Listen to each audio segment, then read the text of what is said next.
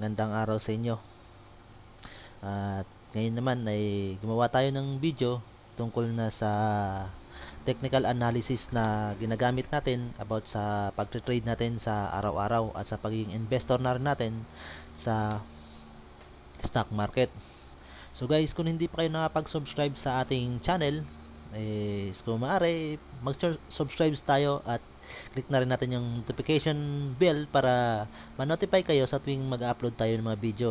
So guys, nag-upload ako ng mga video tungkol sa stock market at pagiging trader. So mga basic lang ang mga ina-upload ko guys para makatulong sa mga beginner at minsan nakakagawa rin tayo ng mga analysis at mga ideya na nakatulong din sa ibang nating mga kapwa trader na matagal na sa stock market.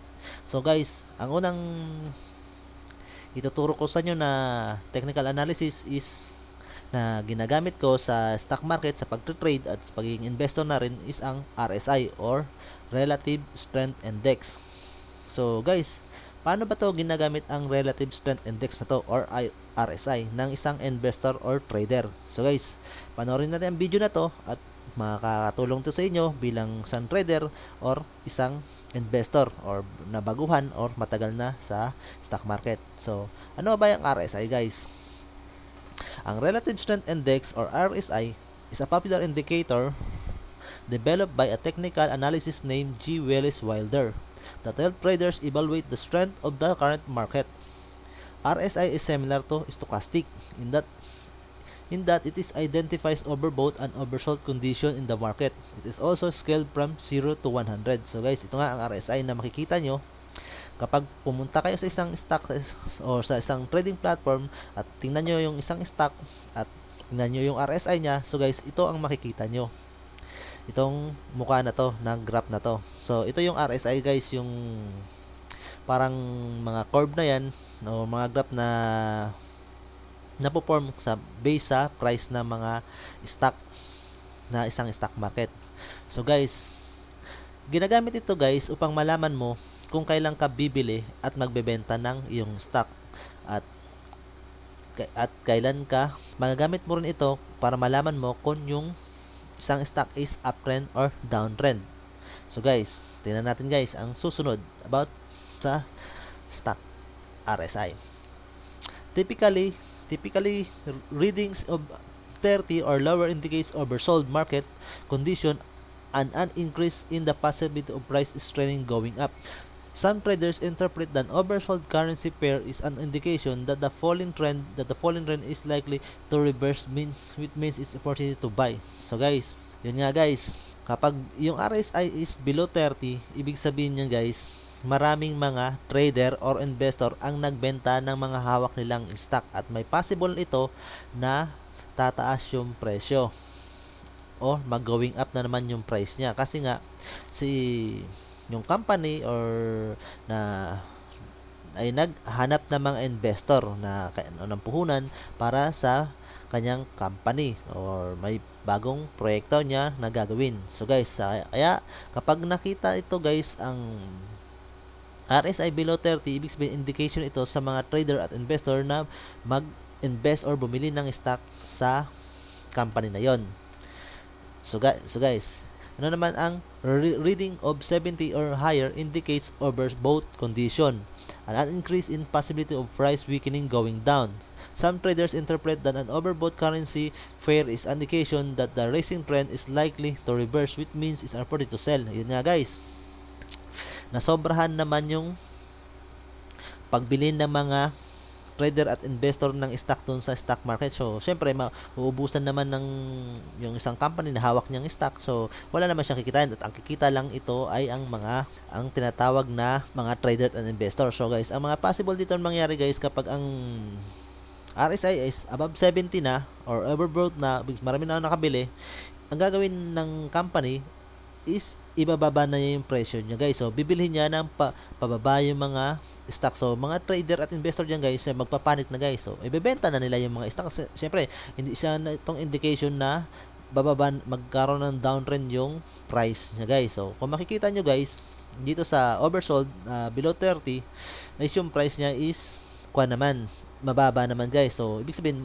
marami naman ang nabili ni company guys ng company na yun. So kailangan niyang stock is ibenta niya ulit sa mga trader ng mas mataas sa kanyang pagbili. So dito naman sa above 70 guys is ang stock naman na ibenta ni trader ay nasobrahan naman. So kailangan niya ulit bilhin iyon sa mga investor at trader pabalik sa papunta sa kanyang company sa price naman mas baba. So yung mga guys, yung mga trader investor diyan mag-uunahan guys sa pagbenta na ng mga hawak ng stock. So ayaw nilang maipit yung kanila, yung hawak nilang stock. So kung nakabili ka dito at ang price ay dito na, so kung mapapansin mo ang price na to is ang RSI niya is above 70. So ibig sabihin ibebenta mo na siya kung mas maganda kung dito ka nakabili yung price na to. Kung dito ka nakabili, so magmamadali ka maibenta yung mga dito. So siguro mas malaki ang chance na kumita nila kung ibebenta agad nila dito. So kung makikita naman yung mga guys, so parang kung dito ka nakabili, so parang kumita pa rin kung mapapansin nyo yung price range niya dito. So yun guys, yung mga possible na ginagamit ni yung paggamit ng RSI. So guys, itong sinabi ko sa inyo guys na 3070 is ginagamit lamang to ng mga investor guys. So kapag ang mga investor kasi guys is nakakita sa isang company na ang RSI niya is below 30, ibig sabihin is maganda sa company to na mag-invest. Dahil ang price is mas mababa dito guys. So ibig sabihin may possible to na mag-uptrend. So kapag nakabili ka sa below 30, so pag lumampas ang RSI diyan sa above 30 is ibig sabihin kumita na yung stock mo. So yun ang ginagamit ng mga investor guys. So ang mga investor guys, kumbaga naglalagak lang sila ng pera sa isang company. So matagalan ang kanilang stock dyan. So kung makipapansin nyo guys, ang RSI guys is naglalaro lamang between sa pagitan ng 30 at sa 70, or hindi pa umabot, hindi lumalagpas ng 30, hindi rin tumataas ng 70 guys. So nasa pagitan lang siya ng mga 60-40 or ganyan. Dito sa area na to guys, yung tinatawag na to guys, ito yung part na nilalaro ng mga trader. So ipapaliwanag natin sa inyo yan guys as a trader.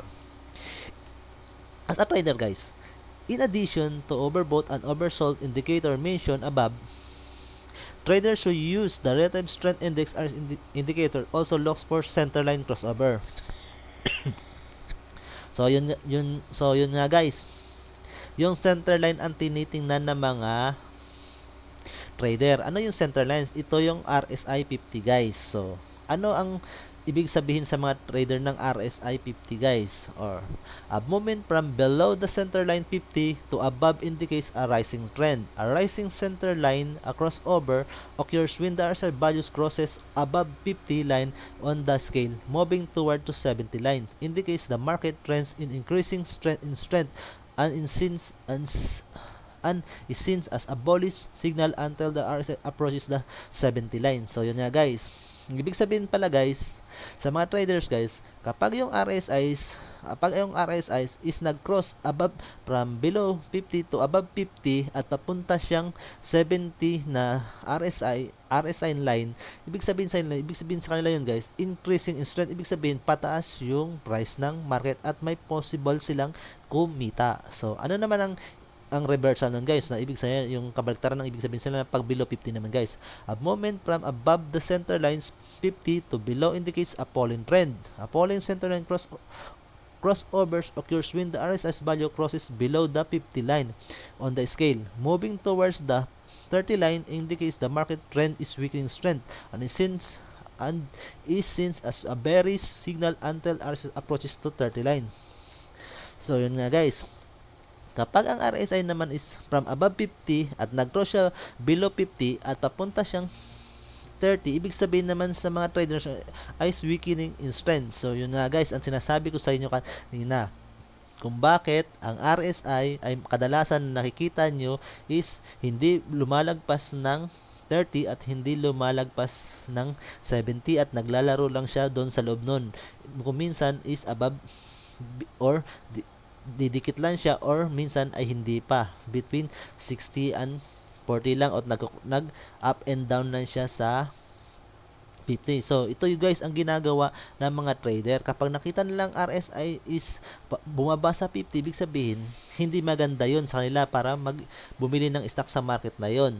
At ang kabaliktaran naman nun, kapag above 50 naman, nakita nila above 50 ng kaunti or naging 51 yan, may possible na sila na bumili dyan ng stock sa market na yan guys para kumita. So, hindi na nila hinihintay yung dumating pa sa part na umabot ng 30. So, yun naman guys ang kabaliktaran ng mga trader saka investor. Ang investor naman guys, hinihintay nila na dumating sa point na 30 at doon sila bibili para mag-invest sa market at hinintay nila na lumampas ng 70 or bago mag 70 or simple or depende sa pagiging investor kung may 6 months ka or 1 year ka na investor, depende naman sa iyo kung ang kan mo lang is kumita lang after 6 months at nakita mo sa 6 months is nag-above 30 na siya ng mga 50 na siya is kumita na yung ibig sabihin kumita na yung investment mo. So yun naman ang kabaliktaran ng trader at investor guys. Si trader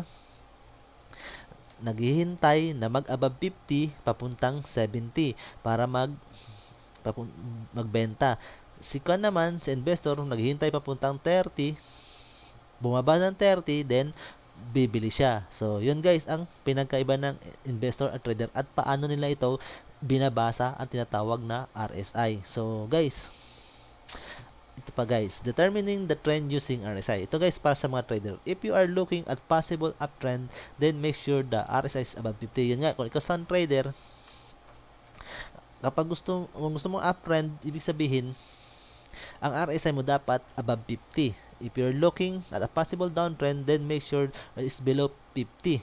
Ito guys, ito naman guys, ipapaliwanag ko sa inyo ito guys, kung bakit may mga trader naman na na hinahanap nila yung downtrend. So guys, magagawa nyo lang naman ito guys kung mag-invest kayo or gagamitin nyo yung eToro platform na tinatawag. Kasi sa eToro guys, may dalawang klase ng trader doon. Yung bumibili gamit yung buying na hintayin niya na tumaas yung presyo para kumita siya sa stock na nabili niya. At yung isa naman is bumibili gamit yung selling na kahit wala siyang hawak na stock at ang pagbili niya is selling, ibig sabihin hihintayin niya na bumagsak yung presyo at dun siya kikita. So guys, yun ang tinatawag na short term trade.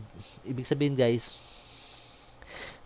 may mga ganong klaseng pagte-trade guys sa stock market o sa mga forex na tinatawag natin guys. So guys, pero dito sa PSE o sa Philippine Stock Market, ang possible lang talaga na kumita ka dito is yung puro pa-uptrend yung price guys. Ibig sabihin, binili mo ng mababa, ibig sabihin, hintayin mo tumaas yung presyo. Unlike doon sa eToro guys, kung makikita nyo, pwede kang bumili doon guys, gamit yung natawag ko nga na downtrend, your short term trade.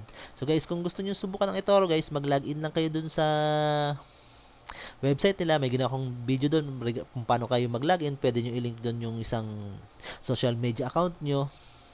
At doon sa eToro naman guys, meron tinatawag doon na virtual portfolio din naman na pwede nyong gamit na sa loob ng virtual portfolio may nakapalob na $100,000 na gagamitin nyo upang sanayin yung sarili na gamitin yung platform nila. So, dun guys, magagamit nyo yun kahit wala kayong sariling o pera na nilagay doon sa account nyo, makakapag-trade kayo doon. Pero syempre, hindi nyo rin doon yun mawi-withdraw. So, yun guys, ang masasabi ko sa inyo guys about sa RSI guys. So guys, sana nakatulong ako regarding sa inyo about sa pagbasa ng RSI.